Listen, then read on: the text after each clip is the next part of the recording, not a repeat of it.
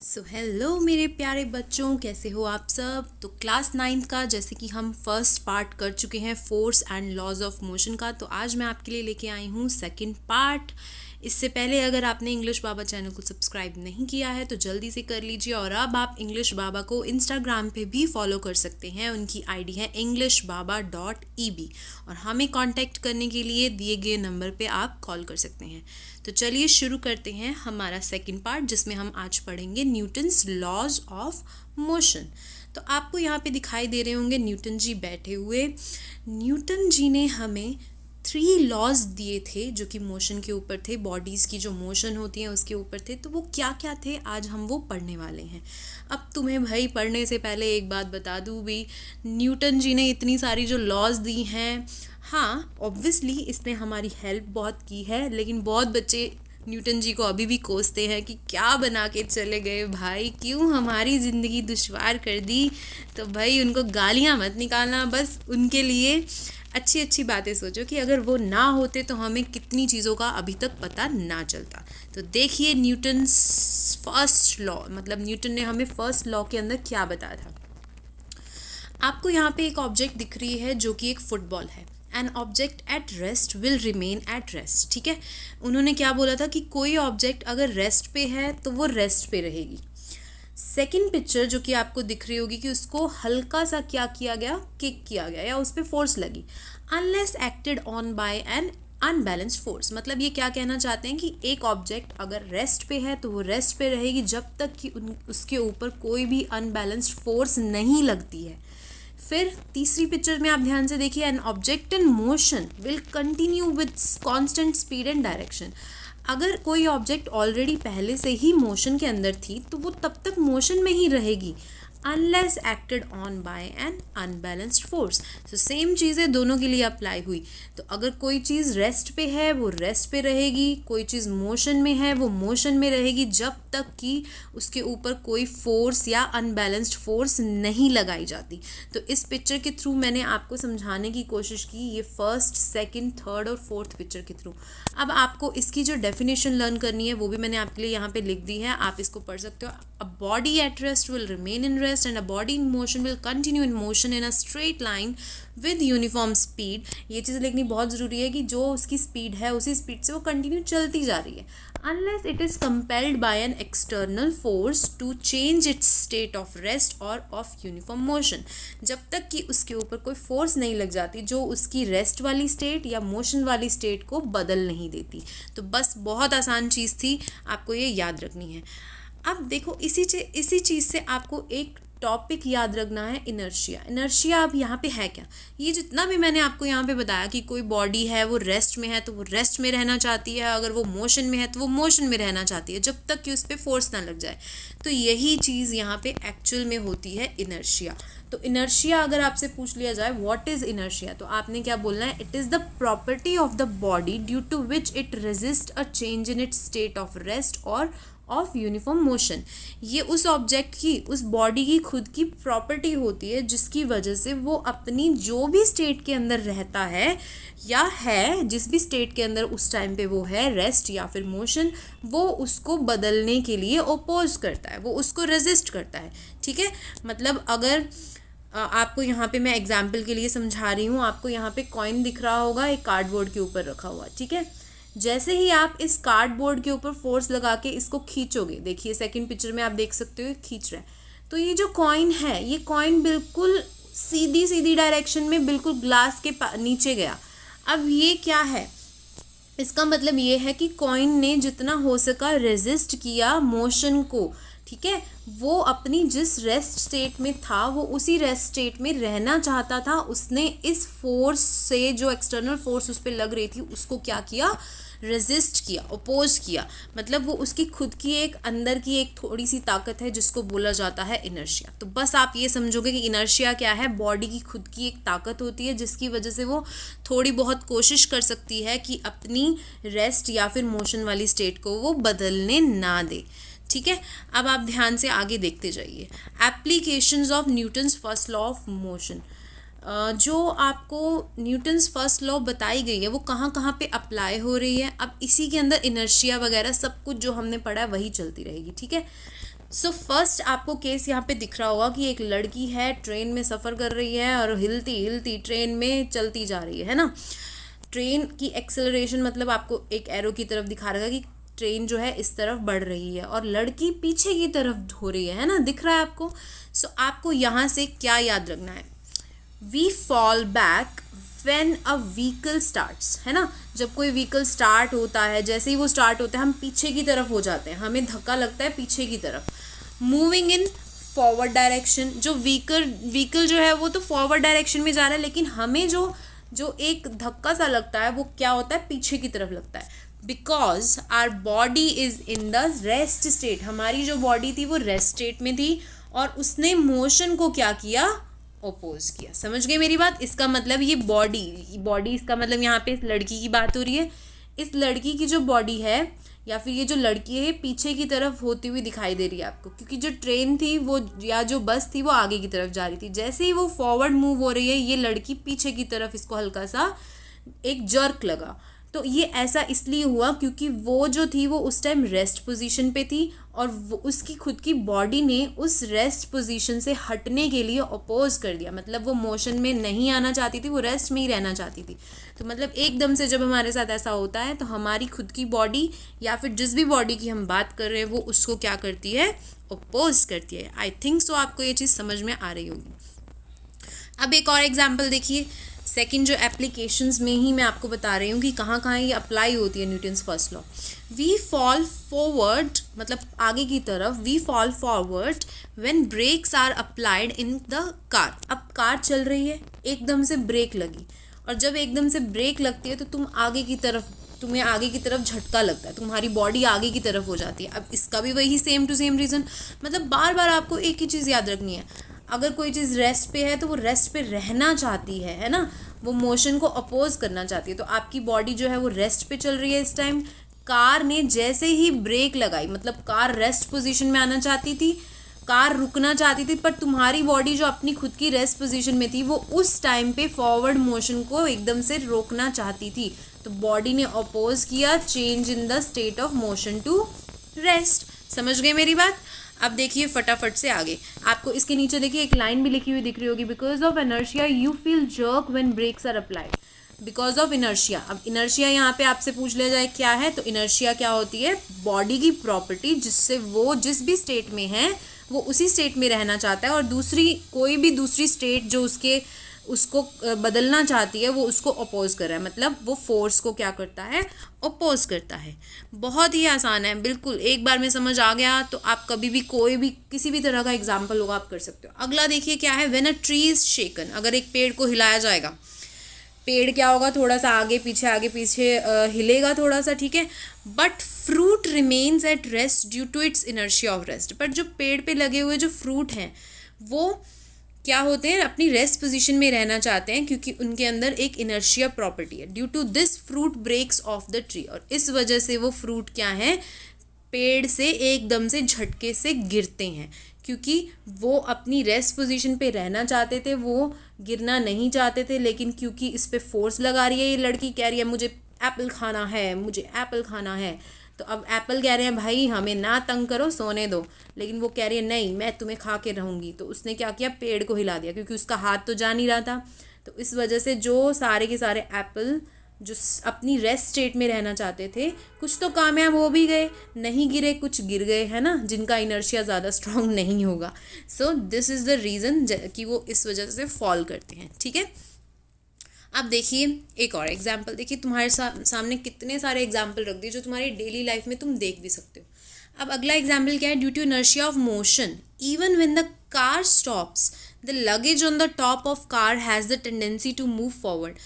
अब देखो अगर लगेज ऊपर कार पे रखा गया है, अगर हम इसको ना बांधेंगे तो क्या होगा, जैसे ही कार थोड़ी सी ब्रेक लगाएगी सारा जो लगेज है वो आगे की तरफ झटका, है ना, वो आगे की तरफ गिर जाएगा क्योंकि वो अपनी रेस्ट पोजीशन में रहना चाहता है। वो उसके अंदर जो इनर्शिया प्रॉपर्टी है वो क्या कहती है कि तू रेस्ट में रह, ठीक है, अपनी जिस भी फॉर्म में है तो अपनी स्टेट को बदलना, तो अगर हम उसको नहीं बांधेंगे, उसको टाई नहीं करेंगे ऊपर से, तो वो क्या होगा, बार बार गिरती जाएगी और तुम्हें फिर से उठा के फिर ऊपर रखना पड़ेगा।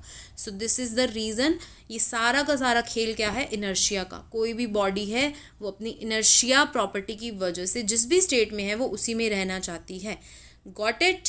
अब बढ़ते हैं आगे। अब देखिए, जितना भी मैंने यहाँ पे इनर्शिया इनर्शिया इनर्शिया बार बार समझाया, तो इसका एक रिलेशन है मास के साथ। ठीक है, कैसे, देखिए, inertia and mass. The inertia of an object is dependent upon its mass. कैसे, इनर्शिया मास पे डिपेंड करता है। अच्छा, एक और चीज़, पहले सारे पॉइंट्स आपको बता रही हूँ, फिर इसकी एक एग्जाम्पल फॉर्म दिखाऊंगी। Lighter objects have less inertia. अगर कोई ऑब्जेक्ट बहुत ही हल्की है, उसका ज़्यादा वेट नहीं है, तो उसका इनर्शिया भी बहुत कम है। मतलब उसको हल्की सी हवा से भी उड़ा दिया जाए, है ना, क्योंकि वो अपनी रेस्ट पोजीशन को ज़्यादा देर कंट्रोल ही नहीं कर पाएगी। अगर उसको हल्की सी भी फोर्स लगाई तो वो एकदम से भागेगी।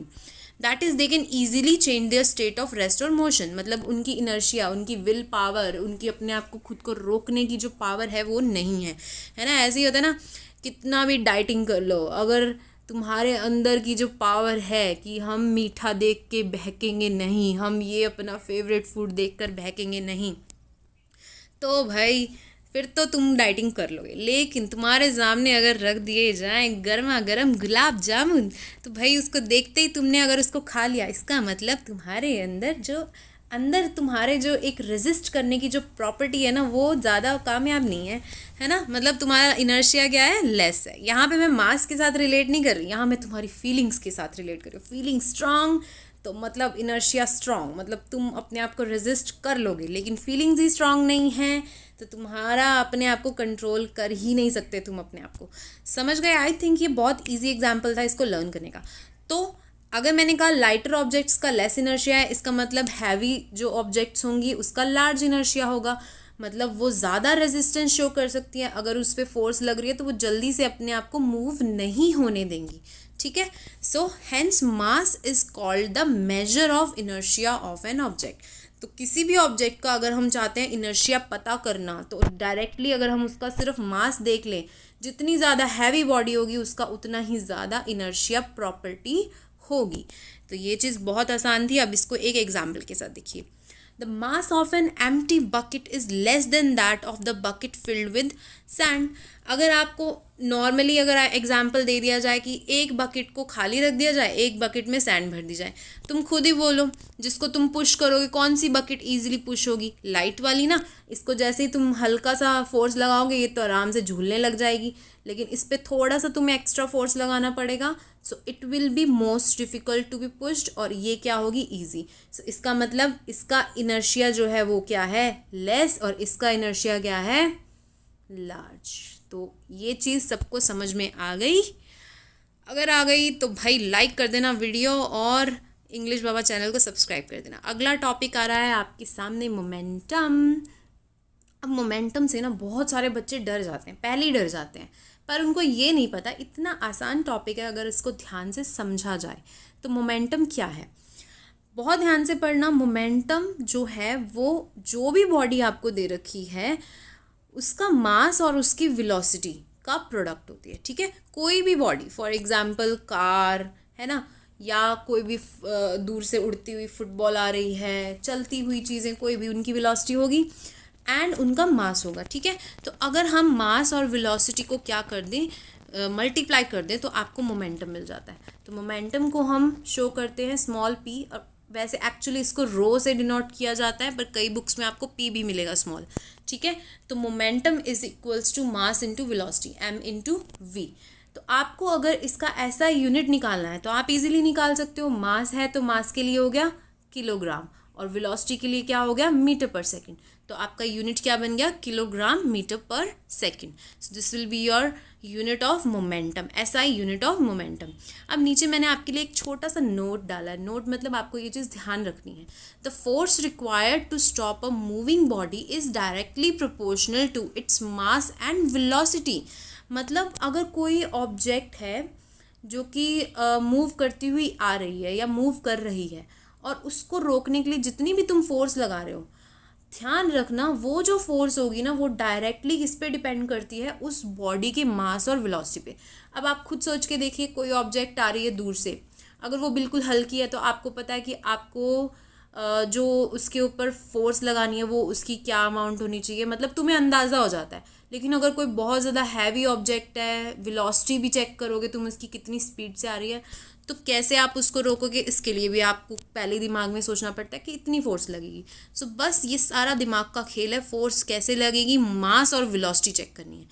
अच्छा, अब देखिए मैं आपको दो चीज़ें यहाँ पे बताने वाली हूँ जो कि आगे आपको काम आने वाली हैं न्यूटन सेकंड लॉ के अंदर। ठीक है, क्या जैसे मैंने अभी तुम्हें बताया मोमेंटम होता है मास इनटू वेलोसिटी, तो चेंज इन मोमेंटम क्या होगा, वो भी मास इनटू वेलोसिटी, लेकिन फाइनल और इनिशियल वेलोसिटी दोनों चेक करनी पड़ेंगी। तो क्या होगा, it is defined as the difference between final momentum and initial momentum. तो फाइनल मोमेंटम को हम लिखेंगे mv, मतलब मास इनटू वेलोसिटी, और वेलोसिटी यहाँ पे v होगी।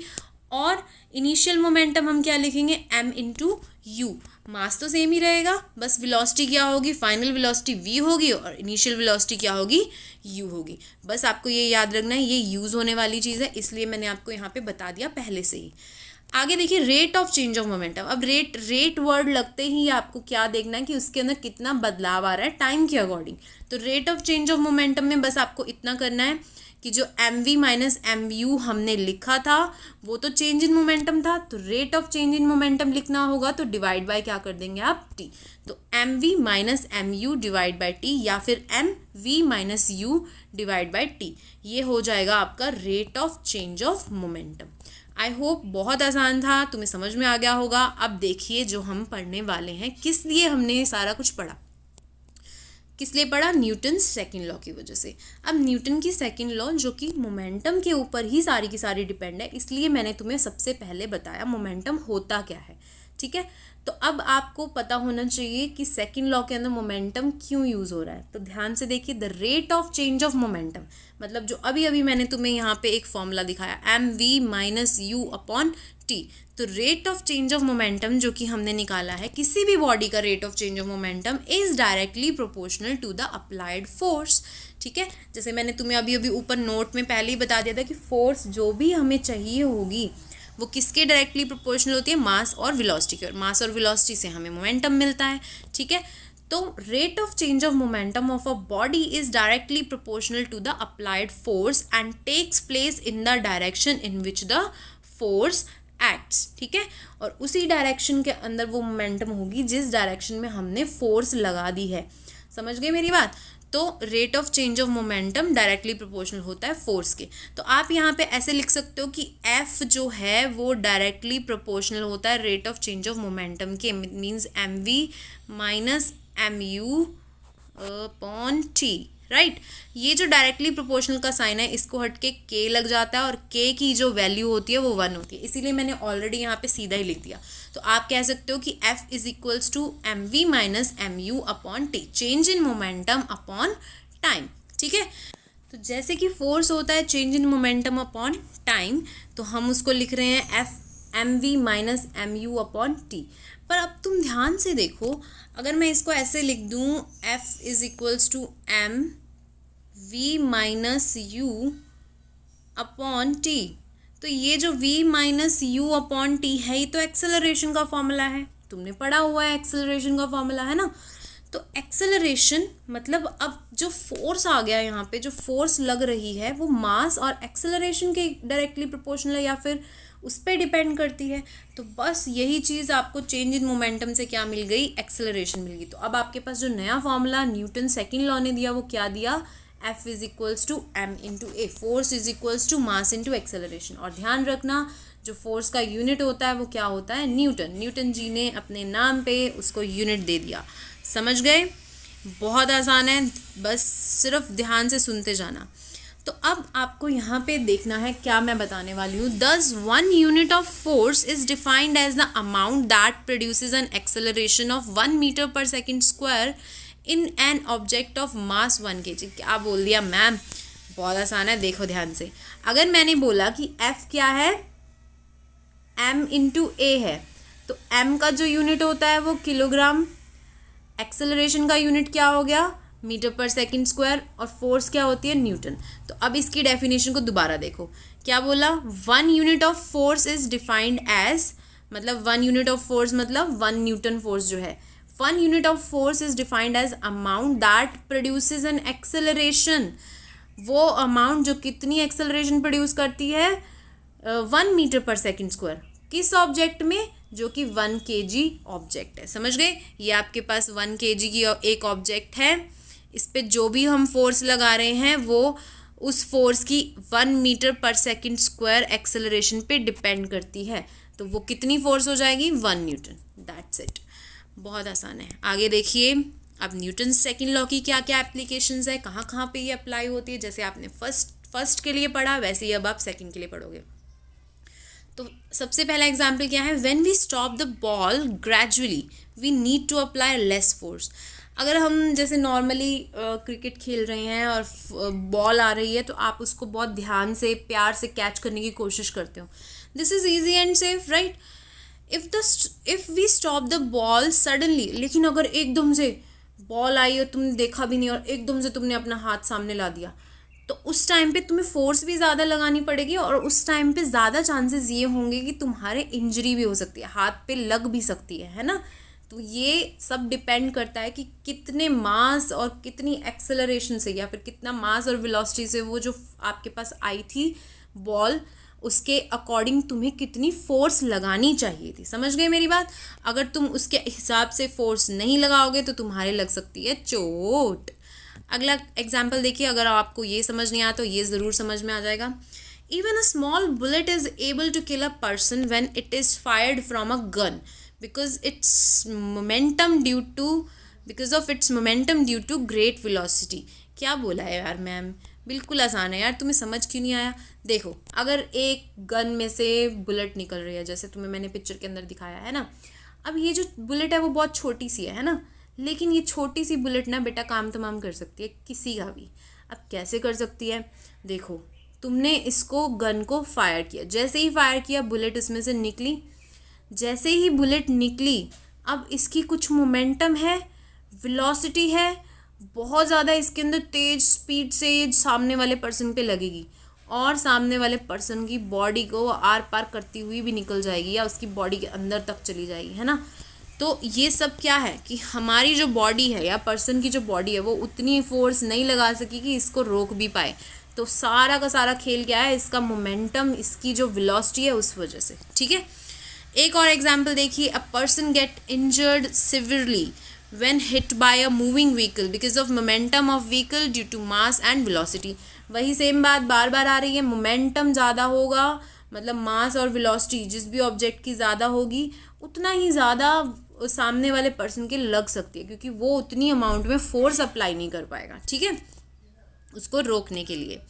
तो points to remember about momentum and mass. अब क्या चीज़ें आपको ध्यान रखनी है कि मोमेंटम और मास दोनों चीज़ों को सोचते हुए क्या चीज़ें ध्यान रखनी है। Momentum increases with either increase in mass और वेलोसिटी ऑफ एन ऑब्जेक्ट।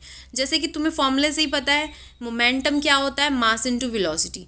तो अगर मास बढ़ेगा तो भी मोमेंटम बढ़ सकता है और अगर वेलोसिटी बढ़ेगी तो भी मोमेंटम बढ़ सकता है। क्या ये बात सही है, समझ में आ गई। अगर मोमेंटम का फॉर्मूला है m इंटू वी, तो अगर m बढ़ेगा तो ये भी बढ़ेगा और या फिर v बढ़ेगा तो ये भी बढ़ेगा। मतलब जितना ज़्यादा मास किसी बॉडी का होगा उतना उसमें मोमेंटम होने के चांसेस हैं और जितनी वेलोसिटी से जितनी तेज़ वो चल रहा हो उतना ही ज़्यादा मोमेंटम बढ़ने के चांसेस हैं, ठीक है। सेकेंड पॉइंट क्या है, this means if a lighter and a heavier objects are moving with same velocity. एक अगर हम लाइटर ऑब्जेक्ट ले लें, एक हैवी ऑब्जेक्ट ले लें और दोनों की सेम ही वेलोसिटी ले लें, तो दोनों में से किसके ज़्यादा चांसेस होंगे, दोनों में से किसके ज़्यादा चांसेस होंगे कि उसकी जो मोमेंटम है वो ज़्यादा होगी।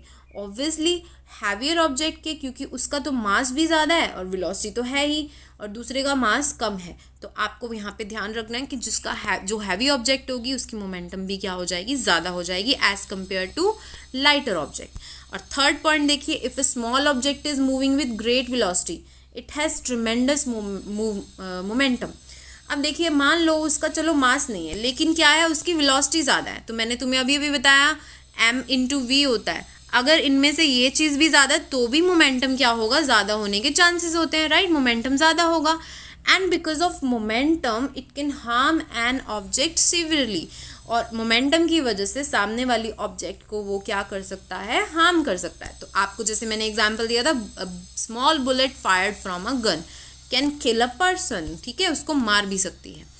अब देखते हैं momentum of an object which is in state of rest. अब अगर मान लो कोई ऑब्जेक्ट है, मास है उसका, लेकिन वो क्या कर रहा है, कुछ भी मूवमेंट नहीं कर रहा, वो रेस्ट पोजीशन पे है, तो उस केस में आपको सबको पता है वेलोसिटी क्या हो जाती है, ज़ीरो हो जाती है। तो अगर मोमेंटम होता है मास इंटू वेलोसिटी, तो m इंटू ज़ीरो, सब कुछ ज़ीरो, मतलब मोमेंटम होगा ही नहीं, मोमेंटम भी क्या हो जाएगा, ज़ीरो। तो अब हम पढ़ने वाले हैं Newton's third law of motion. तो दो लॉज जैसे आपने पढ़ ली, बहुत आसान है, आपने उसकी एप्लीकेशंस भी देख ली, कहाँ कहाँ पे ये लॉ अप्लाई हुई थी। अब आप पढ़ेंगे Newton's third law of motion, जो कि बहुत ही ज़्यादा आसान है और आप अपनी डेली लाइफ में इसके बहुत सारे एग्जांपल्स देख भी सकते हो।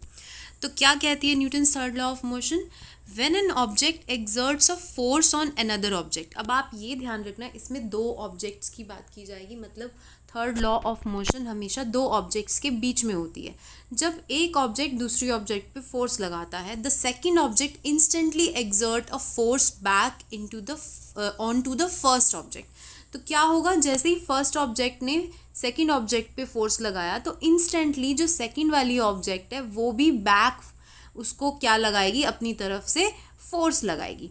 सो these forces are always equal in magnitude but opposite in direction. अब इस बात का क्या मतलब है कि जो ये फोर्स की वैल्यू होती है, मतलब जो फोर्स की अमाउंट है, फॉर एग्जांपल अगर एक यहाँ पे ऑब्जेक्ट है और दूसरी ऑब्जेक्ट यहाँ पे है, अगर इसने इस ऑब्जेक्ट पे जो फोर्स लगाया तो उतनी ही अमाउंट में दूसरी ऑब्जेक्ट भी उस पर फोर्स लगाएगी। बस ये होगा कि हाँ, फोर्सेस की जो डायरेक्शन है वो क्या होगी, ऑपोजिट। मतलब आप ये कह सकते हो, अगर इस पे 20 न्यूटन फोर्स लग रहा है तो इस पे भी 20 न्यूटन फोर्स लग रहा है, बस डायरेक्शन क्या है उसकी, opposite. So these forces act on two different objects always. बस ये बात ध्यान रखना, ये जो फोर्सेस लगती हैं वो दो ऑब्जेक्ट्स पे लगती हैं, ठीक है। तो अब इसी डेफिनेशन को आप और इजी वे से लर्न करना चाहते हो तो बस आप ये कह सकते हो कि in other words every action has equal and opposite reaction, ठीक है। किसी भी एक्शन का हमेशा हमें रिएक्शन देखने को मिलेगा और वो रिएक्शन हमेशा उसका ऑपोजिट होगा, ठीक है।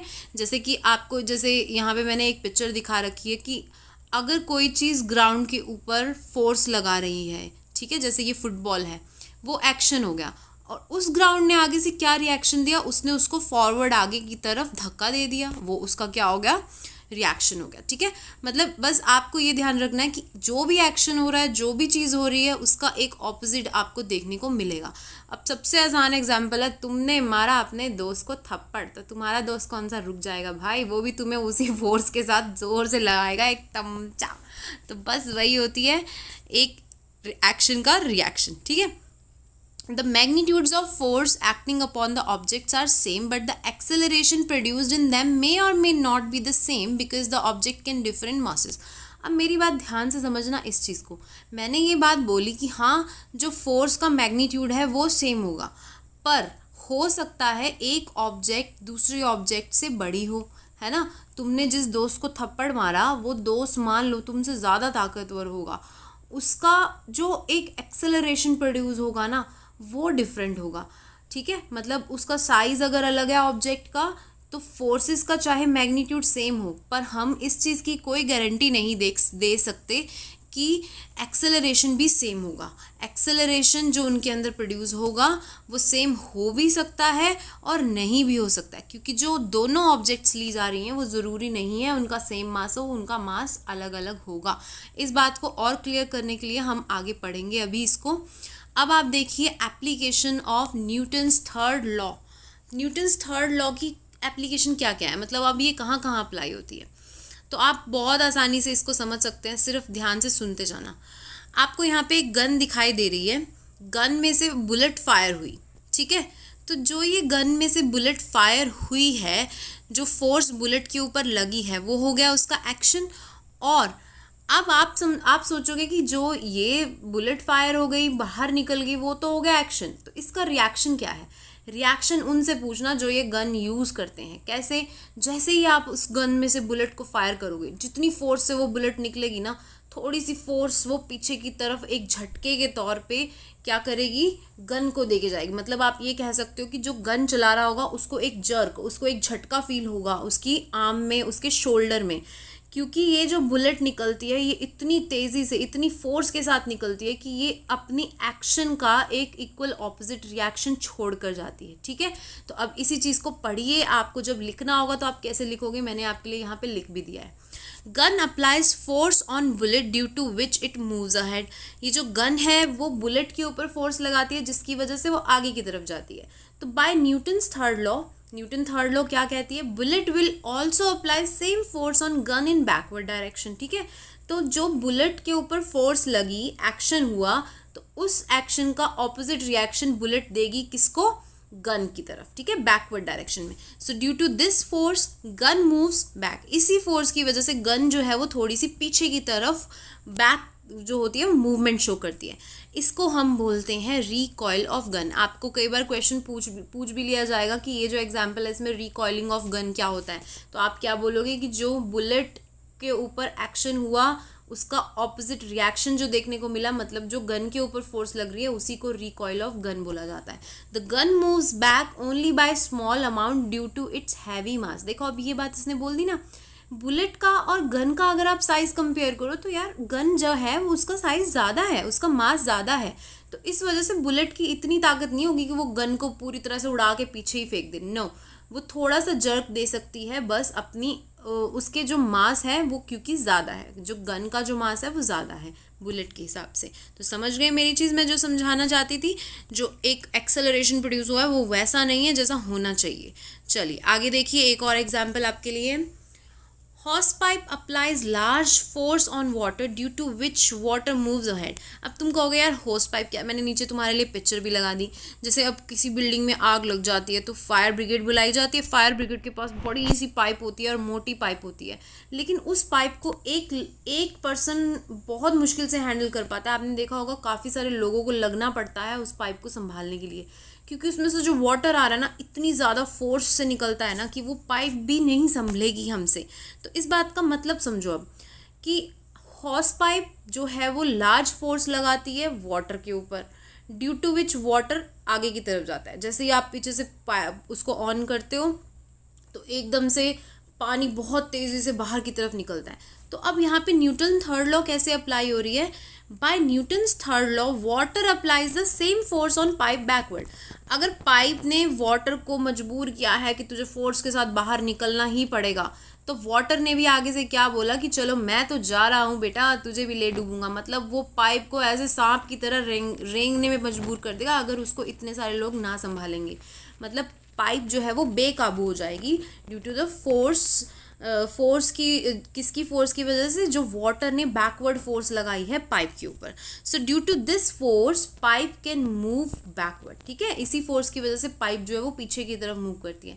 तो इसको रोकने के लिए बहुत सारे लोगों की ज़रूरत पड़ती है उसको होल्ड करने के लिए, क्योंकि वो लोग सब अपनी तरफ से फोर्स लगा के पाइप को स्टेबल कर देंगे। समझ गए, बहुत आसान है यार, कुछ भी नहीं है, तुम तो बहुत इंटेलिजेंट हो। अब देखो एक और example. Man pushes the boat backwards and by Newton's third law boat pushes man forward। अब यार ये तो बहुत ही आसान एग्जाम्पल है। अगर आप देखो कि एक नाव चला रहा है, जो भी आदमी है जो भी नाव चला रहा है, अगर उसने एक्शन क्या किया, उसने बैकवर्ड पीछे की तरफ, ये जो उसके हाथ में जो ये चप्पू बोलते हैं ना इसको हिंदी में, अगर इसने पीछे की तरफ उसको पुश किया तो उसको रिएक्शन क्या मिलेगा, वाटर क्या रिएक्शन दे रहा है उसको, बोट उसको आगे की तरफ ले जाएगी, है ना। उसने एक्शन लगाया बैकवर्ड और रिएक्शन क्या हुआ, फॉरवर्ड। पर अब जो ये जो तुम्हें मैं पिक्चर दिखाने वाली ना, ये तो भगवान करे किसी के साथ ना हो, है ना। अगर ऐसा हो गया भाई क्या होगा तुम्हें भी पता है यार, मैं बोलने वाली नहीं हूँ। या तो होगा तुम्हारी टांगों का बुरा हाल, मतलब या तो फटेगी पैंट या ये लड़की गिरेगी नीचे, है ना। तो बहुत ही बुरा हो जाएगा जिसके साथ भी ऐसा हुआ। अब तुम खुद देख सकते हो, 2 एरोज दिखा रखे हैं। अब ये लड़की क्या कर रही है, मतलब इसने क्या गलती कर दी, इसने पैर हटाया नहीं, इसको साथ के साथ या तो जंप करना चाहिए था, क्योंकि जैसे ही इसने ये वाला पैर एक्शन दिखाया फॉरवर्ड की तरफ, बैकवर्ड हो गया ये रिएक्शन, है ना। तो अगर ये साथ के साथ पैर दोनों यहाँ पे ले जाती तो इसको सिर्फ नाव को इधर जाते हुए देखना पड़ता, ना कि इसकी टांग को। तो अब जो ये इसका हुआ होगा वो तो भाई हमें नहीं पता, हम पूछ भी नहीं सकते, पता नहीं बेचारी का क्या हाल होगा। चलिए आगे देखते हैं एक और एग्जाम्पल। अब ये तुम डेली लाइफ में एग्जाम्पल आराम से समझ सकते हो। अगर स्विमिंग करते हैं लोग तो सबको पता होगा इसका, कि अगर आप स्विमिंग कर रहे हो तो आप वाटर को फोर्स अप्लाई करके पुश करते हो, है ना, पीछे की तरफ वाटर को पुश करते हो। तो वाटर तुम्हें क्या करता है रिएक्शन के तौर पे, वो तुम्हें आगे की तरफ पुश कर देता है ना। So by Newton's third law water applies equal and opposite force on the swimmer. तो जो ये स्विमर है इसने एक्शन क्या किया, इसने पीछे की तरफ फोर्स लगाया पानी को, और पानी ने आगे से रिएक्शन क्या दिया, उसको आगे की तरफ फोर्स लगा के पुश कर दिया। तो इसी तरह से जो स्विमर है, due to this force man moves ahead, ये जो स्विमर है आगे की तरफ बढ़ जाता है। बहुत आसान आसान एग्जाम्पल्स हैं, तुम्हें अच्छे से समझा दूंगी बस मैं।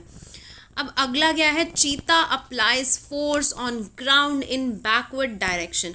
जो चीता होता है, अब जब उसको भागना है, तुम्हें पता ना चीता कितना तेज़ भागता है, तो उसका जो तेज़ भागने का जो आपको रीज़न है ना वो समझना है अब ध्यान से। ऐसे नहीं है कि वो सिर्फ उसकी खुद की कैपेबिलिटी है, भाई उसको अगर एक्शन दिखाना है तो उसको रिएक्शन ग्राउंड भी तो दे रहा है।